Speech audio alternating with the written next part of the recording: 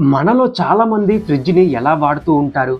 కూరగాయలు లేదా ఫ్రూట్స్ పెట్టుకోవటానికి, లేదా కొన్ని రకాల వస్తువులు పెట్టుకోవటానికి వాడుతూ ఉంటాం. కానీ ఈ కేసు హంతకుడు తన ప్రియురాలు బాడీని ఒకటి కాదు, రెండు కాదు, ఏకంగా 35 భాగాలుగా చేసి, ఆ తర్వాత ఫ్రిడ్జ్లో ఆ భాగాలు పెట్టుకొని ఏం జరగనట్టు ఆన్లైన్లో ఫుడ్ ఆర్డర్ చేసుకొని 18 రోజుల పాటు నిత్యం ఇంట్లో అగరబత్తి అలాగే ఫ్లోర్ క్లీనర్లతో మేనేజ్ చేసిన ఆ హంతకుడి గురించి వింటే మీ వెన్నులో వణుకు పుడుతుంది. మహారాష్ట్ర నుంచి జాబ్ కోసం వచ్చిన ఒక సాధారణ అమ్మాయి డేటింగ్ యాప్లో పరిచయమైన ఒక వ్యక్తిని నమ్మి ఇల్లు వదిలి బయటకు ఎందుకు వచ్చింది?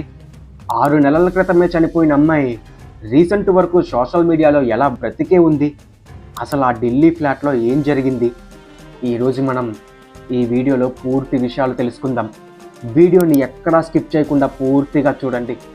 వీడియోని ఇప్పుడే లైక్ చేసి పెట్టుకోండి.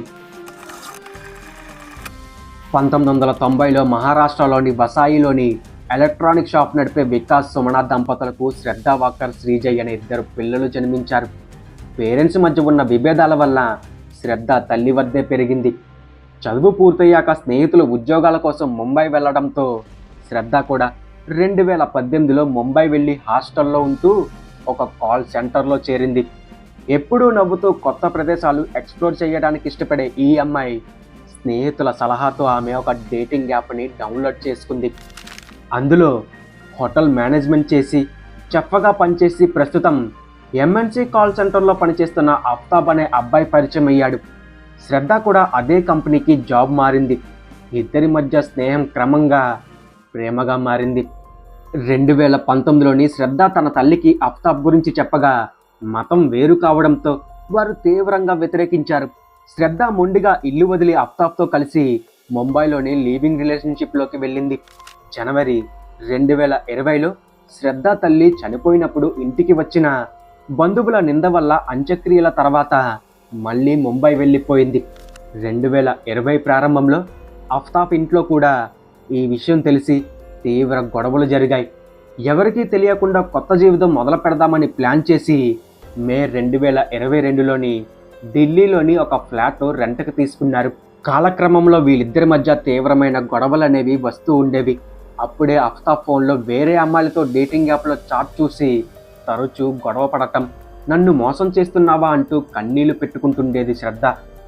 అయితే మే 18, 2022లో ఇదే విషయంపై గొడవ పడుతూ శ్రద్ధ పెళ్లి చేసుకోవాలని చెప్పి పట్టుబడటం, ఇద్దరి మధ్య తీవ్ర ఘర్షణ అనేది జరిగింది. ఆగ్రహంతో ఆఫ్తాబ్ శ్రద్ధ గొంతు నొక్కి చంపేశాడు. శ్రద్ధ చనిపోయిన తర్వాత అతను ఏమాత్రం భయపడలేదు. జొమాటోలో ఫుడ్ ఆర్డర్ పెట్టుకుని తిని శవాన్ని పక్కకి లాగి బెడ్పై నిద్రపోయాడు. లేచిన తర్వాత గూగుల్లో శవాన్ని ఎలా మాయం చేయాలి, బ్లడ్ స్టైన్స్ని ఎలా శుభ్రం చేయాలి అని సర్చింగ్ చేసి మరుసటి రోజు మార్కెట్కి వెళ్ళి 300 లీటర్ల రిఫ్రిజిరేటర్ని ఆర్డర్ చేశాడు. శవాన్ని 35 ముక్కలుగా కట్ చేసి బ్లాక్ డస్ట్బిన్ బ్యాగ్లో ప్యాక్ చేసి ఫ్రిడ్జ్లో పెట్టుకున్నాడు. వరుసగా 18 రోజుల పాటు ప్రతిరోజు అర్ధరాత్రి 2 గంటలకు బ్యాగులను సమీపంలోని అటవీ ప్రాంతంలో పారేశాడు. తలను మాత్రం జూన్ 6 వరకు ఫ్రిడ్జ్లోనే ఉంచి చివరగా అడవిలో పడేశాడు. అయితే మే 18న శ్రద్ధ చనిపోయిన తర్వాత బయట ప్రపంచానికి మాత్రం ఆమె బతికే ఉన్నట్లు కనిపించింది. శ్రద్ధ సోషల్ మీడియా అకౌంట్లను ఆఫ్తాబ్ స్వయంగా ఆపరేట్ చేస్తూ ఆమె తరపున ఫోటోలు, స్టోరీలు పోస్ట్ చేసేవాడు. ఫ్రెండ్స్కి తను చేసినట్టే మెసేజ్లు పంపేవాడు. కానీ అక్టోబర్ టు నవంబర్ వచ్చేసరికి శ్రద్ధ ఫ్రెండ్స్కి ఏదో తేడా అనిపించింది. ఎందుకంటే గతంలో ఎంత బిజీగా ఉన్నా కనీసం నెలకొకసారైనా వాయిస్ కాల్స్ చేసి మాట్లాడే శ్రద్ధ గత 5-6 నెలలుగా ఒక్క కాల్ కూడా మాట్లాడలేదు. కేవలం టెక్స్ట్ మెసేజ్లు మాత్రమే వస్తూ ఉన్నాయి. నవంబర్ మొదటి వారంలో శ్రద్ధ క్లోజ్ ఫ్రెండ్ అయిన లక్ష్మణ్ ఆమె మొబైల్కు కాల్ చేశాడు. ఫోన్ స్విచ్ ఆఫ్ అని రావడంతో వెంటనే కంగారు పడి ఆమె తండ్రి అయిన వికాస్కి ఫోన్ చేసి శ్రద్ధ కాల్ లిఫ్ట్ చేయటం లేదు, ఆమె లొకేషన్ ఎక్కడుందో ట్రేస్ అవ్వటం లేదని చెప్పారు. తండ్రి వికాస్ కూడా ఎన్నోసార్లు కూతురికి ట్రై చేశారు, అప్పుడూ కలవలేదు. దీంతో ఆయన నేరుగా ముంబైలోని పోలీస్ స్టేషన్కి వెళ్ళి మిస్సింగ్ కంప్లైంట్ అనేది ఇచ్చారు. ముంబై పోలీసులు శ్రద్ధ కాల్ రికార్డులను లాస్ట్ అవర్ లొకేషన్ ట్రాక్ చేయగా ఒక ఊహించని విషయం బయటపడింది. ఢిల్లీలో ఉండాల్సిన శ్రద్ధ మొబైల్ ముంబై సమీపంలోని ఒక రైల్వే ట్రాక్ దగ్గర చివరిసారిగా ఆన్లో ఉండి స్విచ్ ఆఫ్ అయినట్లు సిగ్నల్స్ వచ్చాయి.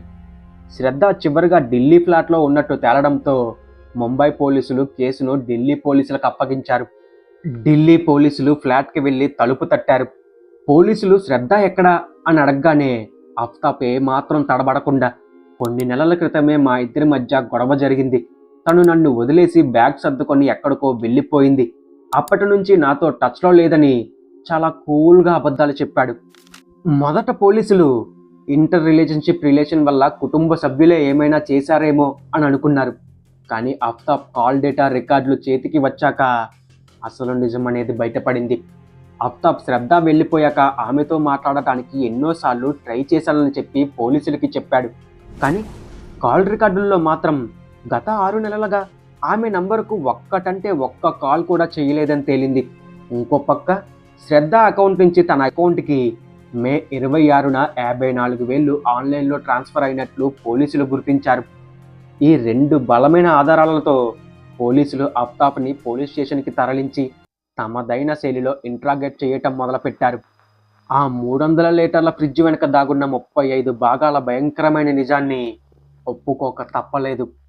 ఆఫ్తాబ్ నేరం ఒప్పుకున్న తర్వాత పోలీసుల ముందున్న అతిపెద్ద సవాలు ఆధారాలను సేకరించటం. ఎందుకంటే అప్పటికి హత్య జరిగి 6 నెలలు దాటిపోయింది.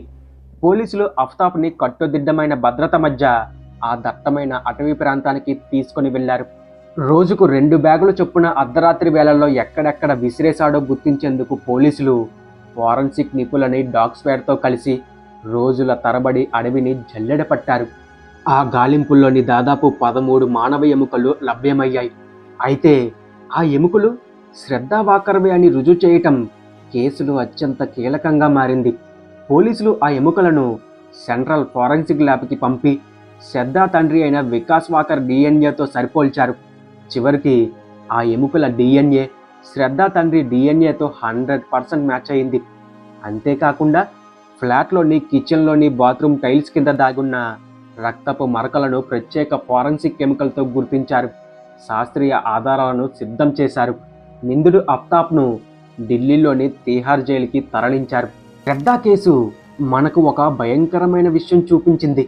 ఒక రిలేషన్షిప్ బయట నుంచి ఎంత సాధారణంగా కనిపించినా దాని లోపల ఏం జరుగుతుందో బయట వాళ్ళకి తెలియకపోవచ్చు. ఈ కేసులో కేవలం ఫ్రిడ్జ్లోని బాడీని దాచిన మర్డర్ కేసుగా చూస్తే మనం దాన్ని సగం కథ మాత్రమే చూస్తాం. ఒక బంధంలో పదే పదే శారీరక హింస, అనుమానం, బెదిరింపులు ఎదురవుతున్నప్పుడు ఎప్పటికైనా మారతారు అనే గుడ్డి ఆశతో ఆ నరకంలోనే ఉండిపోవటం ఎంత మాత్రం శ్రేయస్కరం కాదు. సమస్య వచ్చినప్పుడు మొహమాటం పడకుండా కన్నవారికి, నమ్మకమైన వ్యక్తులకు తెలియజేయడం అనేది ప్రాణాలకు రక్ష. వేరువేరు నగరాల్లో చదువులు, ఉద్యోగాల కోసం ఉండే యువత కేవలం సోషల్ మీడియా మెసేజ్లకే పరిమితం కాకుండా కుటుంబ సభ్యులతో నిరంతరం ఫోన్లో కాల్స్ మాట్లాడుతూ ఉండండి. ఎందుకంటే మనల్ని కంటికి రెప్పలా చూసుకునే తల్లిదండ్రుల హెచ్చరికలు వెనుక మనం ఎప్పుడూ మన భవిష్యత్తు భద్రత మాత్రమే ఉంటాయి. ఈ ఆధునిక జీవన శైలిలో పరిచయమైన వ్యక్తులను గుడ్డిగా నమ్మడంపై మీ అభిప్రాయం ఏంటి? ఇలాంటి ఘటనలు జరగకుండా ఉండాలంటే ఎలాంటి జాగ్రత్తలు తీసుకోవాలి? మీ ఆలోచనలను కింద కామెంట్స్లో తప్పకుండా పంచుకోండి. వీడియోని లైక్ చేయటం మాత్రం మర్చిపోకండి. మరొక వీడియోతో మళ్ళీ మీ ముందుకు వస్తాను.